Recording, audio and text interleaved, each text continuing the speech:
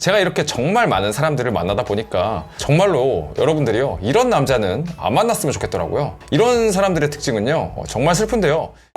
안녕하세요. 세상 쉬운 연애 세시연입니다. 저 같은 경우에는요, 성격이 조금 변한 케이스인데요. 고등학교 때까지는 진짜 정말 엄청나게 소심했거든요. 그러다 보니까 서울에 사는데도 진짜 동네를 거의 벗어나질 않았어요.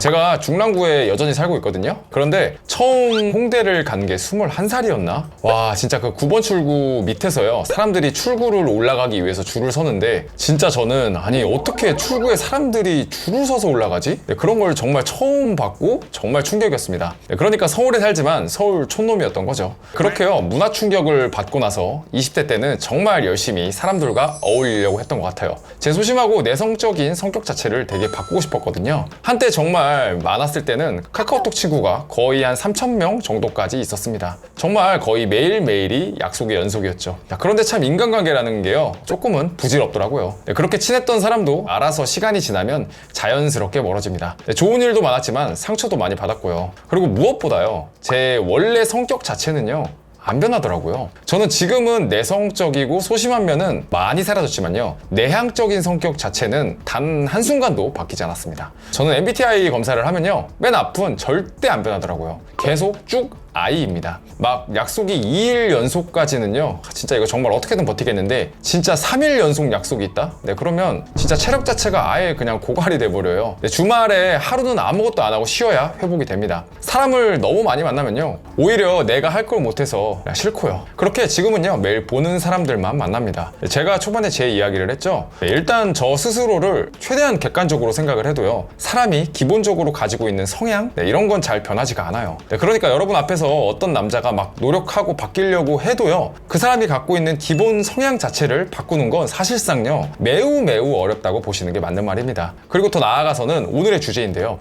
제가 이렇게 정말 많은 사람들을 만나다 보니까 정말로 여러분들이요, 이런 남자는 안 만났으면 좋겠더라고요. 이런 사람들의 특징은요, 정말 슬픈데요, 여자 앞에서는 진짜 기가 막히게 또 연기를 잘합니다. 그래서 많은 분들이 속아 넘어가요. 그런데 그런 거 아시잖아요. 저는 그 옆에서 이 남자의 좋은 면도 봤지만 나쁜 면도 대단히 많이 봤으니까 진짜 내 주변 사람들이 있으면 절대 진짜 죽어도 목에 칼이 들어와도 소개시켜주고 싶지 않은 그런 사람들. 네, 오늘은 그런 사람들의 특징에 대해서 한번 이야기를 해볼게요. 가장 먼저 저는요, 여러분이 이런 남자는 진짜 안 만났으면 좋겠습니다. 첫 번째는요, 솔직하게 이야기를 할게요. 바로 저희 아버지 같은 분이에요. 제가 제 가족사를 말하면 이야기가 길어지니까 그 부분은 나중에 기회가 될 때 한번 솔직하게 이야기를 해볼게요. 자기의 기준이라는 걸 대단히 중요하게 생각하는 사람이 있어요. 그리고 거기에서 벗어나면요, 불만을 표출합니다. 네, 그쵸. 누구나 불만에 대해서는 이야기를 할 수 있죠. 그런데 이런 사람들의 문제는요, 상대방 기분은 정말 안중에도 없고 그냥 자기 불만만 이야기한다는 게 문제입니다. 겁나 까탈스럽고요, 그냥 자기밖에 모릅니다. 가령 예를 들면요, 여러분이 좋아하는 옷이 있어요. 뭐 와이드 팬츠, 뭐 미들 부츠, 뭐 이런 것들이요. 네, 그런데 그냥 자기 기준에서 너무 못생겼다고, 자기 앞에서는 그냥 제발 입거나 신지 말라고. 아니 그럼 나를 만나지 말던가. 솔직하게 이렇게 지적질하는 놈들 중에서요, 지들 옷 제대로 잘 입는 사람 저는 거의 잘 못 봤습니다. 자기 마음에 안 드는 건 알겠어요. 그런데 왜 그걸 극혐한 티 팍팍 내면서 불만을 토로하냐고요. 진짜 더럽게 까탈스럽습니다. 네, 이런 사람들은요, 기본적으로 배려가 없어요. 그냥 지 기분, 지 기준이 세상의 기준입니다. 아 그렇구나, 나랑 다르구나, 이런 생각 자체가 머릿속에 없어요. 그리고 그것에 벗어나면요, 그냥 너는 틀렸어, 너는 잘못됐어, 이런 생각들이 그냥 기본 생각입니다. 네, 보통 이런 사람들은 나르시스트 성향이 매우 강해요. 대화가 안 됩니다. 가끔 대화를 하다 보면 이게 대화가 아니라요, 나를 꾸짖고 충고하고 그리고 물어보지도 않았는데 조언을 계속 하려고 해요. 아주 그냥 진짜 상종하기가 싫어지는 그런 유형이죠. 자, 여러분 만약에 어떤 상대가 불만이 있어요.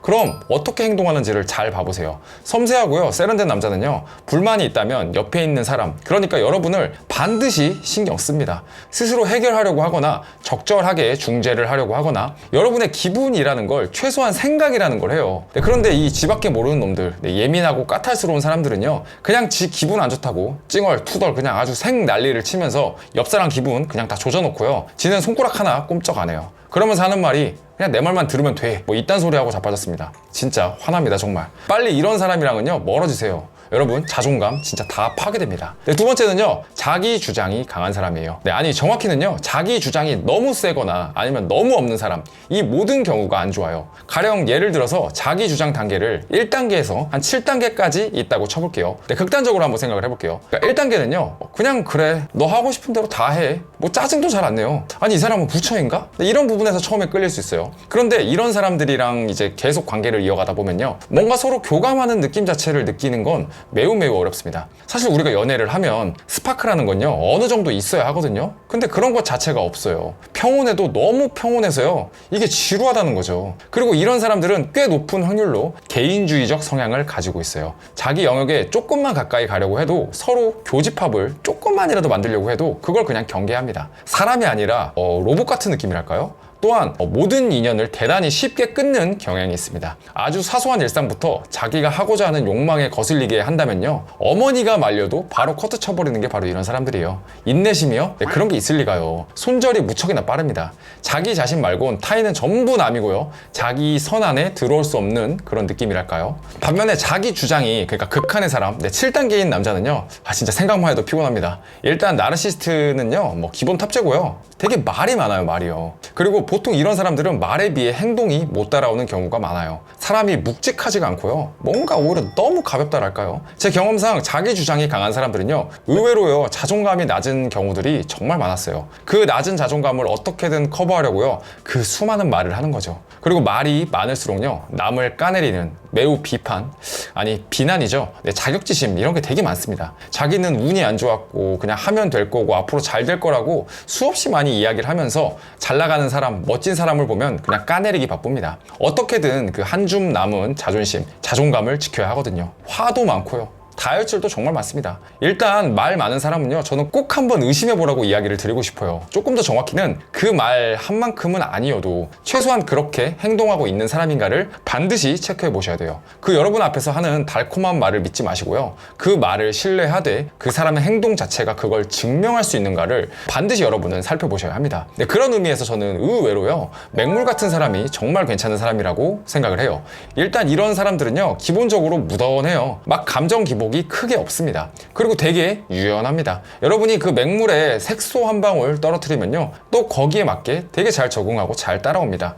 이끌어갈 때는 또 이끌어가고요, 따라와줘야 할 때는 따라가주죠. 그런데 본질은 바뀌지 않아요. 맹물입니다. 이런 사람 옆에 있으면 여러분도 되게 차분해져요. 그리고 생각 역시 여러분도 물듭니다. 막 세워라, 내워라, 태평아 뭐 이게 아니라 어느 정도는 관조적이고요. 그러면서 같이 긍정적인 그런 느낌들을 옆에서 느낄 수 있어요. 또 이런 사람들은 기본적으로 배려라는 것이 깔려 있어요. 만약에 여러분이 어떤 요리를 하다가 태웠어요. 그러면 처음부터 막 타박하는 게 아니라 자기가 했어야 했는데, 네, 이런 말을 합니다. 그 사람이라고 마음이 안 쓰리겠어요? 그런데 기본적으로 이런 태도, 여러분에 대해서, 여러분의 감정에 대해서 생각하는 태도가 몸에 배어 있다는 거예요. 대단히 안정적이죠. 사람은요, 결국은요, 환경의 동물이에요. 우리는 옆에 있는 가장 자주 보는 사람에게 영향을 받을 수밖에 없습니다. 내가 아무리 긍정적이라고 해도 옆에 있는 사람이 계속 부정적인 소리만 하고 앉아있으면 우리도 물듭니다. 반면 여러분이 약간 혼탁한 상태예요. 힘든 그런 상황이라고 해도요, 옆에 있는 사람이 되게 묵직한 그런 사람이면 어느 순간 대단히 안정적인 사람이 됩니다. 그렇기 때문에 여러분, 괜찮은 남자, 아니 최소한 제가 지금까지 이야기 드린 이런 경계해야 될 남자들은 꼭 한번 생각해 보시고요, 정말 가능하면 멀리 하시길 바랍니다.